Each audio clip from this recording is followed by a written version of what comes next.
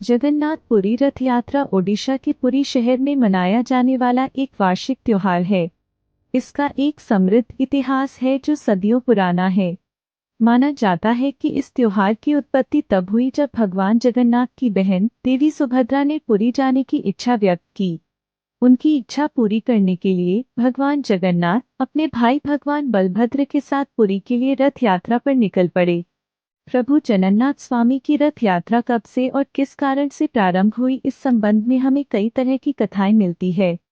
आप जानते हैं जगन्नाथ रथ यात्रा की प्रामाणिक 4 कथा। पहली कथा, जब राजा इंद्रद्युम्न ने जगन्नाथ, बलभद्र और सुभद्रा की मूर्तियां बनवाई तो रानी गुंडिचा ने मूर्तियां बनाते हुए मूर्तिकार विश्वकर्मा और मूर्तियों को देख लिया, जिसके चलते मूर्तियां अधूरी ही रह गई। तब आकाशवाणी हुई कि भगवान इसी रूप में स्थापित होना चाहते हैं। इसके बाद राजा ने इन्हीं अधूरी मूर्तियों को मंदिर में स्थापित कर दिया। उस वक्त भी आकाशवाणी हुई कि भगवान जगन्नाथ साल में एक बार अपनी जन्मभूमि मथुरा जरूर आएंगे। स्कंद पुराण के उत्तर खंड के अनुसार राजा इंद्रद्युम्न ने आषाढ़ शुक्ल द्वितीया के दिन प्रभु के उनकी जन्मभूमि जाने की व्यवस्था की। तभी से यह परंपरा रथ यात्रा के रूप में चली आ रही है। एक दूसरी कथा भी, जिसके अनुसार सुभद्रा के द्वारिका दर्शन की इच्छा पूरी करने के लिए श्री कृष्ण और बलराम ने अलग अलग रथों में बैठकर यात्रा की थी। सुभद्रा की नगर यात्रा की स्मृति में ही यह रथ यात्रा पुरी में हर साल होती है। इस रथ यात्रा के बारे में स्कंद पुराण, नारद पुराण, पद्म पुराण और ब्रह्म पुराण में भी बताया गया है। तीसरी कथा, एक बार राधा रानी कुरुक्षेत्र में श्री कृष्ण से मिलने पहुंची और वहां उन्होंने श्री कृष्ण से वृंदावन आने का निवेदन किया। राधा रानी के निवेदन को स्वीकार करके एक दिन श्री कृष्ण अपने भाई बलराम और बहन सुभद्रा के साथ वृंदावन के द्वार पहुंचे तो राधा रानी, गोपियों और वृंदावन वासियों को इतनी खुशी हुई कि उन्होंने तीनों को रथ पर विराजमान करके उसके घोड़ों को हटाकर उस रथ को खुद के अपने हाथों से खींचकर नगर का भ्रमण कराया। इसके अलावा वृंदावन वासियों ने जग के नाथ अर्थात उन्हें जगन्नाथ कहकर उनकी जय जयकार की। तभी यह परंपरा वृंदावन के अलावा जगन्नाथ में भी प्रारंभ हो गई। चौथी कथा, चारण परंपरा के अनुसार भगवान द्वारिकाधीश जी के साथ बलराम और सुभद्रा जी का समुद्र के किनारे अग्निदाह किया गया था। कहते हैं कि उस वक्त समुद्र के किनारे तूफान आ गया और द्वारिकाधीश जी के अजले शव पुरी के समुद्र के तट पर बहते हुए पहुंच गए। पुरी के राजा ने तीनों शवों को अलग अलग रथ में विराजित करवाया और पूरे नगर में लोगों ने खुद रथों को खींचकर घुमाया और अंत में जो दारुका लकड़ी शवों के साथ तैरकर आई थी उसी से पेटी बनवाकर उन शवों को उनमें रखकर उसे भूमि में समर्पित कर दिया। इस घटना की स्मृति में ही आज भी इस परंपरा को निभाया जाता है। चारणों की पुस्तकों में इसका उल्लेख मिलता है। जगन्नाथपुरी रथ यात्रा में विभिन्न अनुष्ठान और एक भव्य जुलूस शामिल है।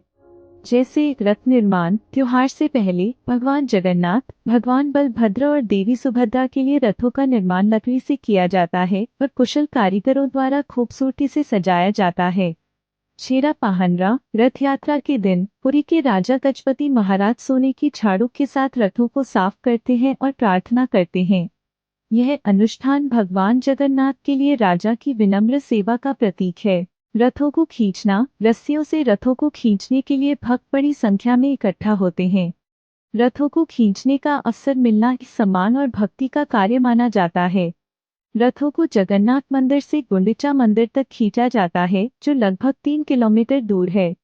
गुंडिचा मंदिर में रहें। गुंडिचा मंदिर पहुंचने के बाद भगवान जगन्नाथ, भगवान बलभद्र और देवी सुभद्रा 8 दिनों की अवधि के लिए वहां रहते हैं। भक्त आशीर्वाद लेने और अपनी प्रार्थना करने के लिए मंदिर जाते हैं। बाहुड़ा यात्रा, 8वें दिन, जिसे बाहुड़ा यात्रा के रूप में जाना जाता है, देवता जगन्नाथ मंदिर में लौटते हैं। रथों को उनके मूल स्थान पर वापस खींच लिया जाता है और यह रथ यात्रा उत्सव के समापन का प्रतीक है। यात्रा के दौरान जगन्नाथ जी, बलभद्र जी और सुभद्रा जी अपने अपने रथों पर होते हैं। तीनों के रथ के नाम अलग अलग हैं और इनकी विशेषताएं भी अलग हैं। सुभद्रा जी का रथ, सुभद्रा जी के रथ का नाम दर्पदलन है, जिसकी ऊंचाई लगभग 42 फीट होती है। इसमें 12 पहिए होते हैं और इसका रंग लाल या काला रखा जाता है। इस पर लहराने वाले ध्वज का नाम नादाम्बिका है। इस रथ के सारथी अर्जुन, संरक्षक जयदुर्गा और द्वारपाल गंगा और जमुना हैं।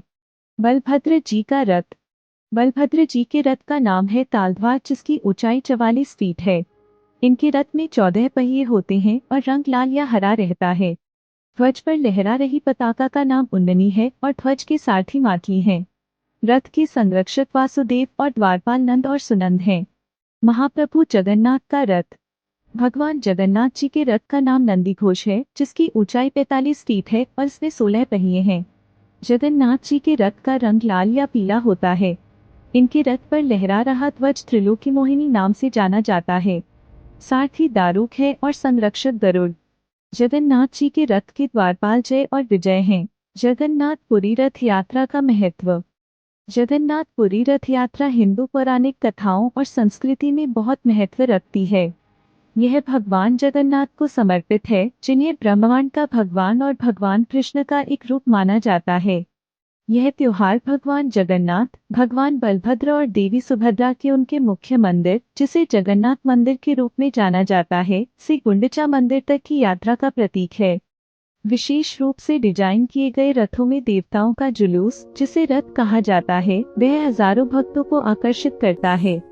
ऐसा माना जाता है कि रथ यात्रा में भाग लेने और रथों को खींचने से किसी के पाप साफ हो जाते हैं और आशीर्वाद मिलता है। त्योहार भक्तों के बीच भक्ति, एकता और आध्यात्मिकता को बढ़ावा देता है।